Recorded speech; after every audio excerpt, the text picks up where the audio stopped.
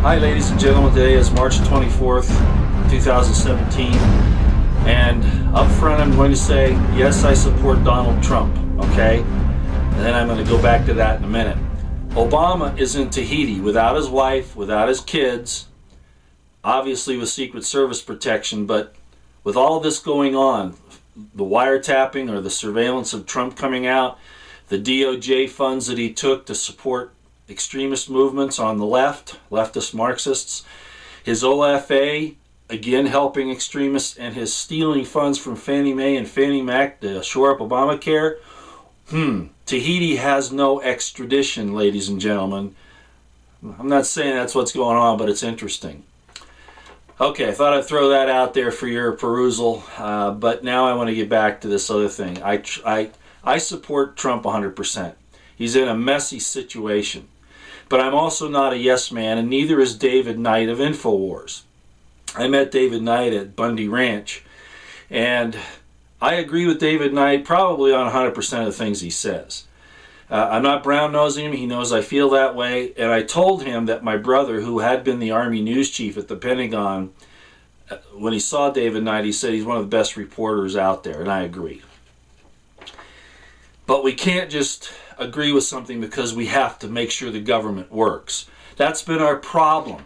We keep thinking government has to do things when in fact it needs to stop trying to do things, and Trump's falling into this. The Health Care Act, the American Health Care Act that he's pushing so hard for now, Trump, is not a good thing, and I've said this. I've said that it needs to go back to free marketplace. It needs to get government out of our business, okay? And liberty, the Constitution, needs to come back into the forefront here.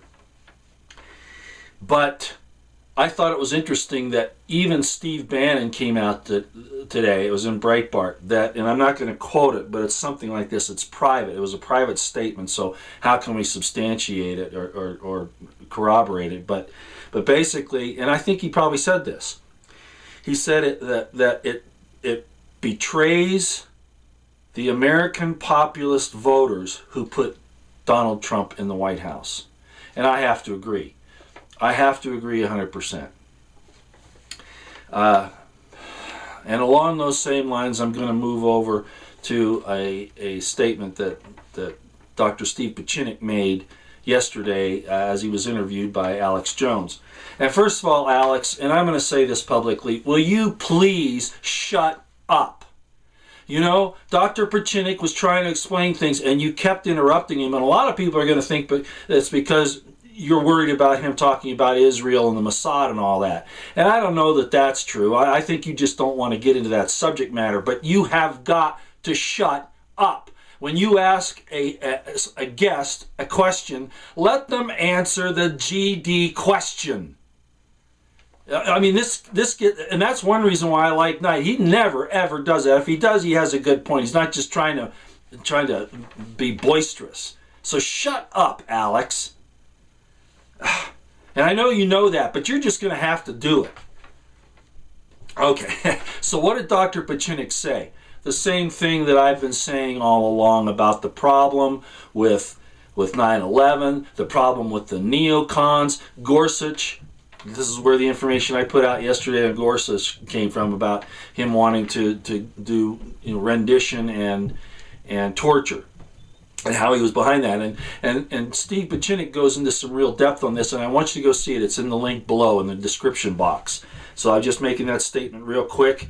One of the things he said, and I'm 100% with him on this, you really need to watch this interview, is when he said, we in the intelligence community that did this soft coup to prevent Clinton from getting in and to support Donald Trump, we will not allow Trump to bring these neocons back into the administration where they can reap corruption, theft, murder, wars. People like Dick Cheney, Rumsfeld, not just them, they're getting kind of over the hill now, but people like them, people that come up in that same group.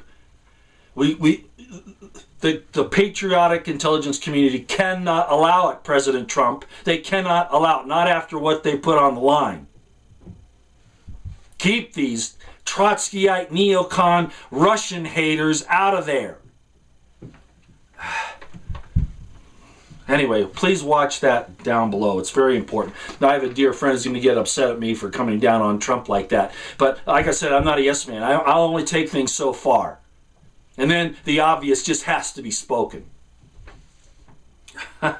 Okay, FBI. This is old news, okay? Let me call it down here. Old news. We all know that Comey accepted the report of a DNC hired cybersecurity firm called CrowdStrike to go through their computers, supposedly to find this hacking evidence. Really, FBI Director Comey, who is, has all this confidence in the FBI's ability and all of this, that they're never corrupt. And I told you the story a few videos way back about an FBI agent. I had a personal problem with some surveillance that was going on, some civil rights violations, and I went to the FBI with it, and the agent said, we have integrity, we'll do this. And I said, you don't know who you're talking about. The people that are doing this influence the FBI. And he said, I don't think so, after he heard the tape, because you're right. The FBI is corrupt at that level where this is going to have to go for agreeing for the investigation, to open the investigation. So I know all about it. And I saw them when I worked with them in the field, in law enforcement and the military. Okay, so Comey, who has all this trust in the FBI, trusts CrowdStrike to give him all the information he needs to make his illustrative and comprehensive briefing to Congress. Comey, I'm calling you out. You're a bullshit liar. And you're also a criminal and a traitor. Why don't you have those people investigate the people out west in the Bundy Ranch and the Malheur deal? Why don't you have a private investigation firm go do that? You're so obviously a liar, Comey, and a crook that it just oozes out of you. You're disgusting. You're everything that's wrong with the United States of America. Everything. And you wonder why I'm calling this part 6. Well, that's why. Okay.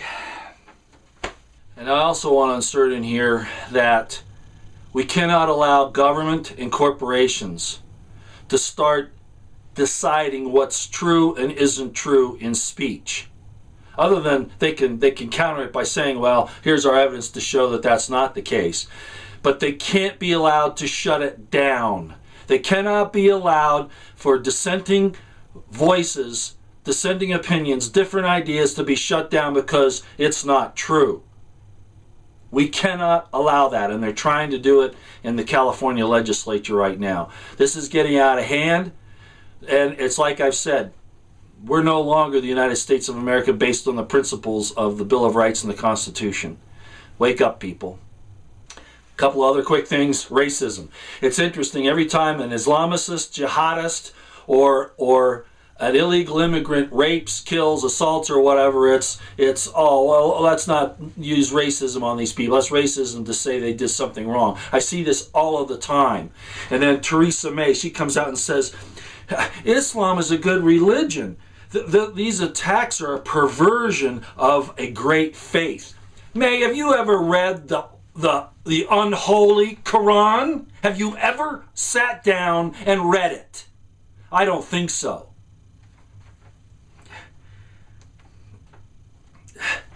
Force is its mantra. Death to unbelievers is its mantra. I just tweeted something to Paul Sperry about this. I don't think I'm going to include it here, but the fact of the matter is, Muhammad put what he had in the Quran about this acceptance or death, conversion or death in Islam, from the Zealot Sicarii Messianists of the 1st century, who later, by the way, were called Christians. I know there's going to be a big argument about that, but at any rate, that's what it was. I shouldn't even bring it up here, but I can't help myself.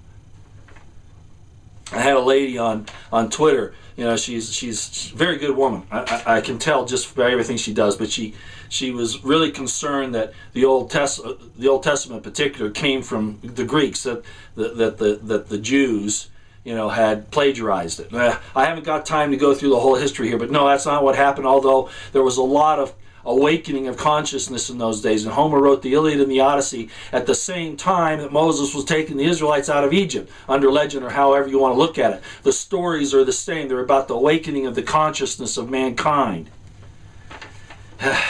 I'll get into that some other time. I don't like the people that are in the White House. I don't mean Trump. I mean the people he's picking. And you know how I feel about McMaster's. And John Bolton almost got there, or maybe he did now. Maybe I missed something. I don't know. And the State Department, I hope to high heaven he did not. Okay, I'm going to leave it there for now. There's a lot of things going on. There's more and more coming out about the wiretap, the surveillance, and all that. And this is going to blow the lid. The Wiener thing, again, that's those 650,000 emails. The NYPD, you need to just totally disregard the FBI and the threats of the leftovers of the DOJ, and just go after these pedophiles. That's just really what you need to do, and all the other corruption. All right.